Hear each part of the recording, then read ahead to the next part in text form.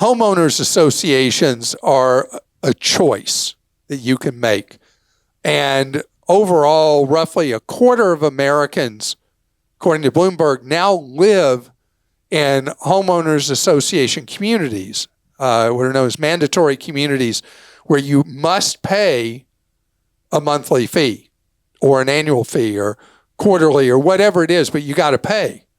But it's not just the fee. It's all the rules you have to live with.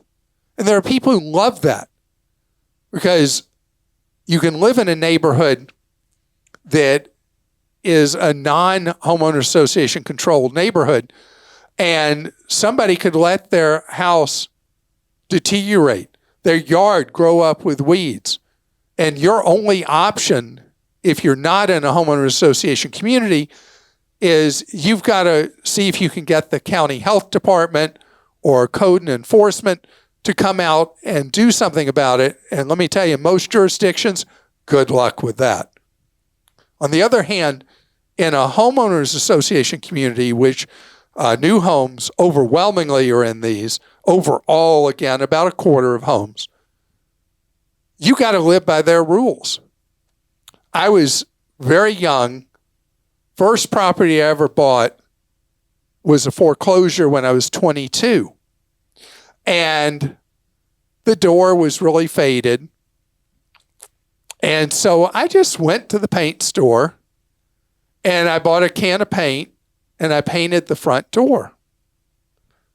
At 22, I learned about homeowners associations because the next thing I got was an unfriendly letter telling me I was being assessed a daily fine for having a color on my door not authorized by the association. Well, that was your fault because you bought the cheapest paint possible, the neon green.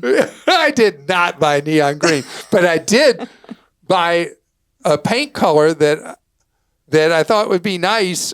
You're colorblind. I'm partially colorblind. I didn't know, but I also didn't even know what a mandatory homeowners association was. Sorry. And I got slapped around pretty hard by that. And then I had to repaint the door in the color code it was supposed to be. And I did it right away to stop the daily fines. And that's when I learned, and that was 2 generations ago, I learned about it. At that point, not many people lived in homeowners association communities, but they control what fence you can have, what color roof you can have, whether you can have solar on your roof, unless there's state law in your state that says they can't keep you from having solar, and all this stuff. I mean, and there are people who just can't stand it. They say what kind of grass you have to have and how tall it can be, and on and on and on. It can be hyper specific. And one of the things with homeowners associations and condo associations is there's no separation of powers. The condo association board or the homeowner association board, they're judge, jury, and executioner. There is no normal process for appeal. And sometimes they can be a real pain. It can be a positive. And can be an enormous positive. Because the thing I talked about somebody's yard falling apart, or they have cars up on blocks or whatever. Right. I mean, the advantage of a homeowner association is clear too. You have to know up front though, like I did not. And I didn't know I couldn't paint the door. I mean, it was my door, but I wasn't allowed to paint it whatever I wanted to. And you got to know that in a homeowners or condominium association, you're going to have these rules. You must live by them. And if you have a board that's misbehaving, that's power hungry or whatever, then organize yourselves, run for board seats, and take it away from the people that are being abusive.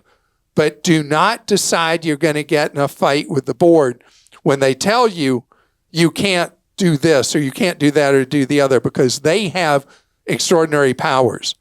And in a number of states, they can issue fines to you and then foreclose on you. They can just take your home away. You're out of your home.